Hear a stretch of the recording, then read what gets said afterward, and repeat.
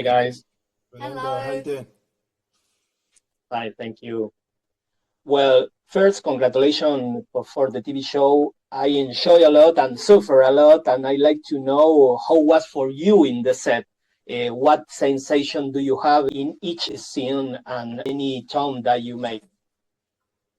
I mean, similar to you, I think we kind of have both experiences of one, we love our job. Like when something like this pops up, you're absolutely dying to crack on, but it poses so many challenges, and it's intimidating. Like you don't want to be the one to drop the ball, but Phil, the wonderful director that we had, was so brilliant at creating that safe space that we all just felt able to make mistakes, and they actually ended up like in episode three's case, like there was basically Owen, by the time we got to the end of the shoot, Owen had destroyed his voice from shouting and he kept coughing throughout the take, and we got to the end of it and he was like, oh, I messed that one up, and that was the one that they chose. So there's a lesson in that, in the sense that just trust in the moment, and like I think we're all fascinated by human behavior, and those little gems that crop up are all, they're there for the taking. And the more you lean in, the more you go, oh, actually, like I need to just surrender, and the good stuff comes from that.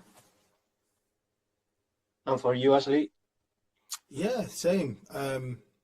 Really great. I felt, do you know what I realized? It was like it's like being on stage, right? It's like being on stage and kind of having that freedom once it starts to kind of just play. But then, you know, the nuance of like cinema and TV acting, because you know on stage you're always trying to project to Yeah. the last person at the back seat or whatever, but you know that's not required for this. So you kind of you're kind of mixing up those two Yeah. skills. But listen, I had the greatest time in the world, man, and it was completely just about being in the moment and just like not taking it as seriously, in a sense of like, you're just, you know everything, you've got it in your head, you stop worrying about it and you start the process and you get on that train, and whatever happens is going to happen. You can't stop it anymore, and you just kind of have to go with it. And when anyone drop the ball, you just pick it up, you give it back to them, or you take it on and you carry on. And we had such a great ensemble cast that, even the smallest roles and the smallest parts were integral to making it what it was. So such a great experience, one that, I'm dying to have again at some point. We saw too much truth in your acting. I like to know if you do any research of the professions, each one, or only in the script. Yeah, we both did. So I went and spoke to a therapist and did my research there. And then you, Blimmin. Yeah, I went on a raid, a police raid, which was really weird.